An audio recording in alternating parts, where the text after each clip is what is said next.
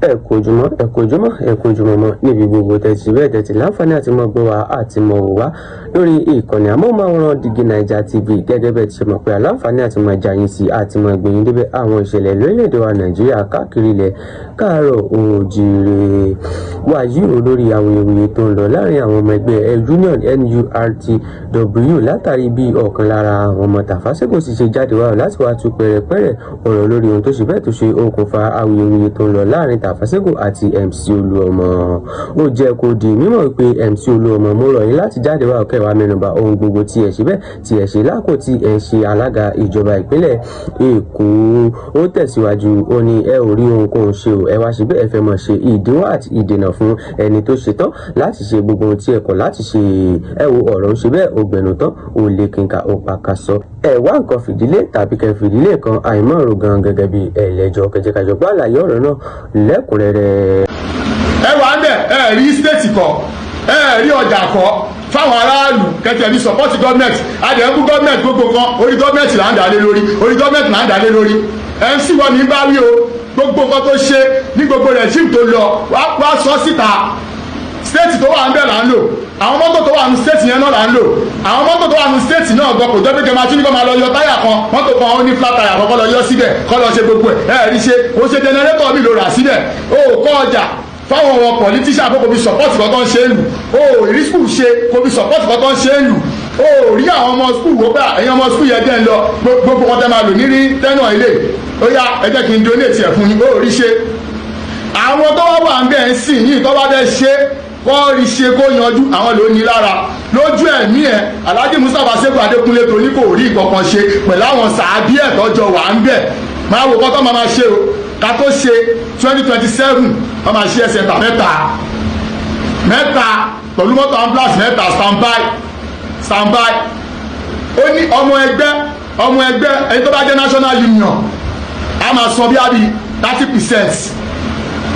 National union máa sọ 70% fẹ́ni yẹn tó bá jẹ́ outsider yẹn máa sọ 70% union máa sọ 30% fún. ó tí rí ẹ sí ìrònú pé aláyé yìí ń ṣe nǹkan tí o ò ṣe ẹ̀yin èèyàn jẹ́ tọmọ́lẹ̀ fún yìí o ó ṣe pé ń bá aláyé yìí fa kọ́kọ́ o àṣìṣe ń sí tó ṣe tí ó gbogbo wà tó wù tí ò dáa tó mọ̀ wípé nǹkan táwọn eléyìí àwọn rẹ̀jíìmù tó wà ń bẹ̀ yìí nǹkan tó ń plan ìbọ̀ àṣírí nǹkan tó ń ṣe tí ò dáa yẹn máa tú síta pátápátá ìjà yẹn ló ń jà ohun tí òye ilé nǹkan rẹ̀ kọ́kàn pariwo nǹkan tó ń fáìtì fún nìyẹn o ẹ̀yin èèyàn ọkùnrin national union ẹ̀ dìde obìnrin union ẹ̀ dìde alàgbà union ẹ̀ dìde ọmọ ìkéré union ẹ̀ dìde ẹ má ẹ̀kọ́ bàṣẹ́ yìí jẹ́ máwọn tó wà ń bẹ̀ sí i lọ́wọ́ ẹ jẹ́ kí iṣẹ́ wọn tayọ ẹ dìde sọ̀rọ̀ ọmọ MC ló ń pè ní MC Oluomo aláyé bàjẹ́ àgbàlagbà olórí burúkú ẹ̀ láì èmi ò rán ya ẹ̀ ń ṣẹ́ èmi ò rán ẹ̀ ń ṣẹ́ tó bá ti wù yẹn wá gbé mi ní mo fi ra mi nílẹ̀ máa bá yín dàgẹ̀ ẹ̀ nígbà I know what I'm saying. ó ṣe ti tiẹ̀ fún good 5 years wọn disturb ẹ wọn bá ẹ jà ó lò gba ẹ bó ṣe fẹ́ lò ó àwa yìí náà ni a lè ń tẹ̀lé ẹ tó bó fẹ́ lò jọ̀bẹ̀ lè lélá fún àyà ń tẹ̀lé ẹ lọ. ó mẹ̀sí tó máa ń fi àwọn èèyàn ṣe nínú stéètì ni àwọn tó bá ń gbòòrò tó bá ń títì wà á máa porúkọ wọn nígbà tó ti jẹ stéṣàmà tó lè pé àwọn tó máa ń pè lórúkọ nígbà tó lè pè wọ́n lórúkọ tó lè pè wọ́n lórúkọ látijọ́ tó ti wà ń gbòòrò ẹjọ́ kó ẹ wá tó bá di 2027 ìgbà tó wà á rẹ̀ jíìmù yóò ti pẹ́ níbọ̀dì wọn lórúkọ ti accept tó bá di 2027 tẹ́ bá ti pàdé kàǹpé sọ pé bẹ́ẹ̀ kí wọn kó pè ọkọ lórúkọ nù àwa ìtàbà súnmọ́ ẹ kó kọ́ mi bàṣà ta ni ẹgbẹ́ kámẹ́rà sẹ́ni yìí lójú bọ́tà kìíní kan ò bọ́tà bí lọ́ba dá àwọn èèyàn yẹn ní orí kìíní yìí bọ́tà kìíní kan ìwọ lẹ́gẹ̀sì ayé wọ́n ti bàjẹ́ èmi ń wá fún wọ ọ̀gá ẹ̀ ní màmá wá fún ìjọ tẹ́ bá ti fi ọ̀gá tèmi lẹ̀ lọ́rùn ìjọ yẹn lẹ́ máa ní ìsinmi ìjọ tẹ́ bá ti fi ọ̀gá tiwa lẹ̀ lọ́rùn tẹ́ ẹ̀ pariwo ẹ̀ tẹ́ ẹ̀ fèsì kọ́tọ́ gbé fún yín l'Àbújá ẹ̀yin wá sọ pé ìdẹ president láàárín èmi àti yín ok ẹ má ní láàárín èmi àti Lagos State nítòótọ́ ṣẹ́yìn lẹ́ni àyè president yẹn ṣẹ́yìn lẹ́ni president ọ̀dọ́ tẹ́ fi wèrè wọ́ọ̀dẹ̀ yẹn president ìdí yẹn ni mò ń bá wí o ṣé ìwọ ló nà àyè yẹn ìwọ kọ́ ló ní ó ṣe president tiwa Lagos State mẹ́yọ̀ kan yẹn dání ó ṣe president àwa Lagos State tó bá dé mọ̀ pé yes president Lagos state yẹn bàbá ìfẹ́ sáìn yẹn Lagos state wàá fi Alhaji Mustapha Adékúnlé lẹ̀ kó ṣèjọba ẹ̀kọ́ láwọn sàábí ẹ̀ àwa ló dẹ̀ máa fi ẹ́ lẹ̀ bóyá lọ ṣe nǹkan tó mú ẹ̀ àbẹ́ wa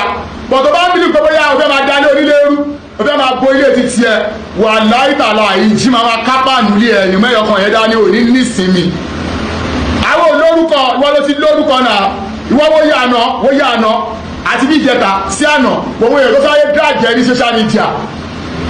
wọ́n èèyàn tó sáré dráàjì ẹ ṣé ká ní kò fọwọ́ mẹ́sí bí táwọn aṣọ ẹ̀ ń gbé tó máa dráàjì ẹ bẹ́ẹ̀ wọ́n ní dráàjì ẹ bẹ́ẹ̀ náà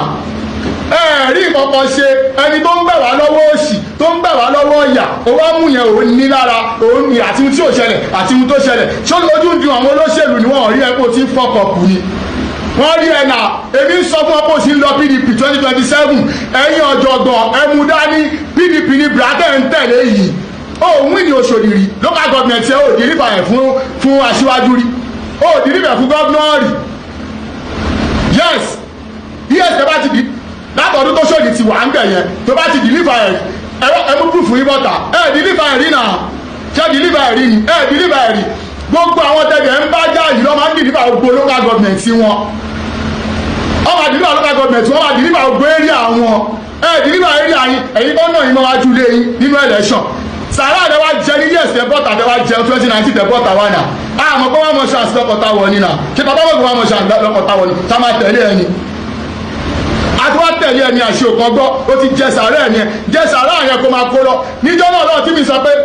MC owó tó ń wéṣe lọ fi ń báwọn èèyàn káàkiri tọ́jú owó ìkọ̀bà bíi tàbí síta àṣù ti wájú ilé ẹ̀ tó bá ti bọ́lẹ̀ ẹnu ìjọba tó ń ṣe ṣèbí ẹ̀ wò pé kí ni mò ń sọ wèrè lọ́mọdé yìí ẹ ti náwó tán wèrè ló kù fake life lẹ́ ń lò fake life lẹ́ ń lò fake life ló ń lò MC ò lówó lọ́wọ́ mọ́ owó tó sì lọ́wọ́ ẹ̀ mọ́ jọ máa gbà frustrated fake life ló ń lò jẹ́ káyé rí ẹ pé ò dúró re mọ́ jẹ́pá yẹ́rí ẹ̀kọ́ ti tán rúfẹ́ ló ń lò máma bùgá wájú àwọn tó náwó ju ẹ lọ last expo tó wà state sí ó lè kó káàsì jáde ju ẹ lọ last expo state ẹ̀ ń rówó yẹn fi ń jọjọ jẹ́ fi ń jàkà ẹ̀yìn èèyàn wa náà ààbí ìwọ̀n ẹ̀wà náà fi kẹ́kọ̀ọ́ ni olówó ọ̀n pè ẹ́ tọ́jú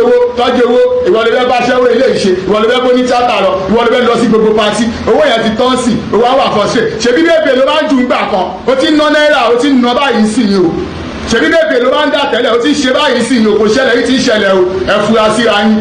tó bá ń bá yín sọ̀rọ̀ kẹ́ máa gbọ́ tí ẹ bá ti jáwọ́ àwọn àgọ́ ò ní jáwọ́ àjàgbé bọ̀bọ́ yìí ló ṣòdì o ta ló mi síbọ̀ kókó mi sáyà pẹ̀lú tatú ni náà ta ni máa tún mú rẹ̀ náà ta ni tún máa mú lóṣòdì yẹn náà ìdá tó ṣòdì tuntun fún yín sí ni ó yà máa tún mú rí just tó ṣà àwọn ta ni skin hùn ó yà àwọn ṣòdì tuntun nìyẹn ó yà ẹ para ló yẹ kú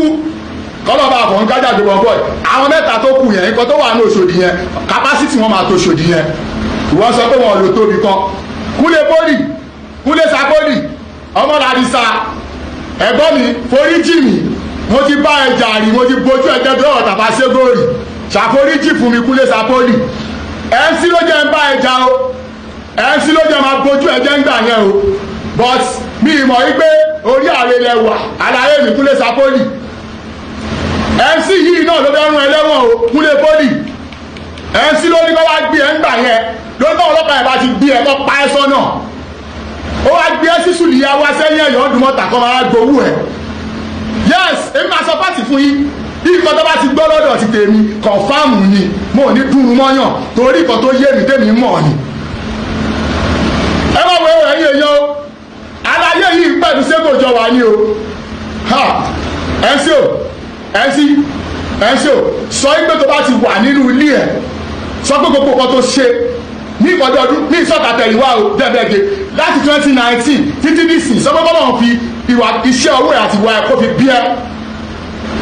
sọ pé gbogbo nǹkan tó ṣe ní òkùnkùn ní kọ̀kọ̀ sí gbogbo èèyàn orí ní bọ́lá fi dá ẹ lóhùn báwa dẹ́ rí aláyé yìí nígbà yẹn tá ń jà kúlẹ̀pọ̀ yìí àwọn òpó ń dáàjì lẹ́tà àyíwọ̀dí wá tún sọ pé àtúnṣìjọ wà àtijọ́ wà àṣemáṣe kan wà pọ̀lọ́wọ́ kúnlé sapoli aláyé yìí láti pe ọlọ́pàá kó lọ gbé kúnlé poli nígbà tó lọ gbé kúnlé poli ó kó kíátíkà àsọdọ̀ kúnlé poli good idea bí 2 years làwọn kẹ́tìkà ń ṣiṣẹ́ lọ́dọ̀ poli o kúlẹ̀ poli ò parẹ́ kò yá wèrè o ọwọ́ ní kẹ́tìkà kan fẹ́ ṣiṣẹ́ Lagos State ẹ̀ ń ṣe bọ́rọ̀ ẹ̀ ń ṣe bọ̀rọ̀ inú ẹ̀ lè máa gbé sí.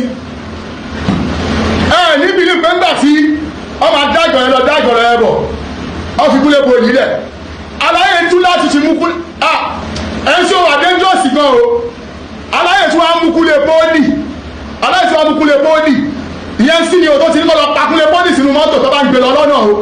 aláyé tún láti sọ pé kọ́ lọ mú kúlẹ̀ poli pé ó tún wá mú kúlẹ̀ poli mọ̀ra ó tún sọ di èèyàn débi pé ó tún ṣàlù máa tẹ́bi kúlẹ̀ poli lẹ́gbẹ̀ẹ́ kan ó wá mú kúlẹ̀ poli wá sọ di ọ̀tá Tafa Sego padà again adẹjọ wà nínú island ni ẹ̀yọ́ bí èkó ẹjí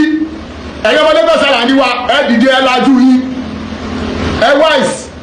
ẹ̀yọ́ ọmọ ọdúnmọ̀ta gọ́gọ́ mò ń bá wí jù ẹ̀yọ́ ọmọ ọdúnmọ̀ta gọ́gọ́ ẹ̀yìn mò ń bá wí jù ẹ wo bí ẹ má ti kúnlé sa pólísì nǹkan tí ò ṣe ti tiẹ̀ gan mọ́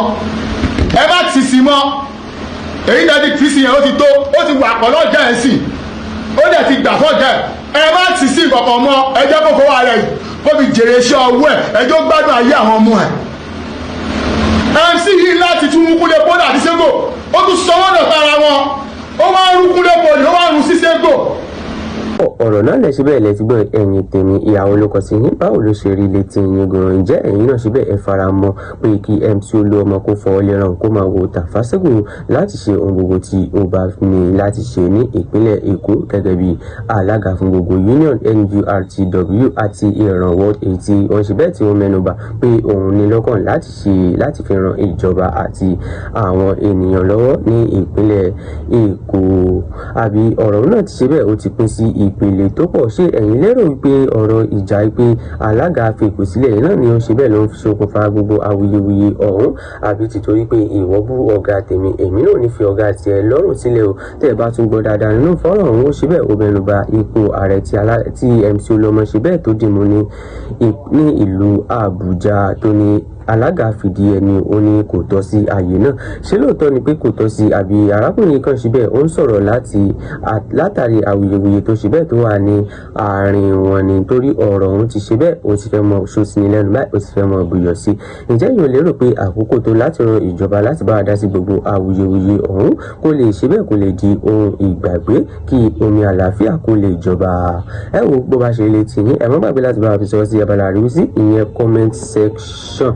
torí ànímọ́ rí jù báyìí lọ ìkànnì DIGINAIJA TV àwa ní tiyín nítòótọ́ ẹ ṣé fún wíwò àti gbígbọ́ tí ẹ̀ ń gbọ́ wa ẹ má gbàgbé láti bá wa láìkẹ́ bá ṣẹ́ẹ̀kẹ́ fi sọ sáwọn olólùfẹ́ yín jákèjádò Nàìjíríà a ó tún máa bá yín pàdé nígbà míì lọ́jọ́ mi lórí ìkànnì kan náà àǹdàgbèrè báyìí fún yín pé ó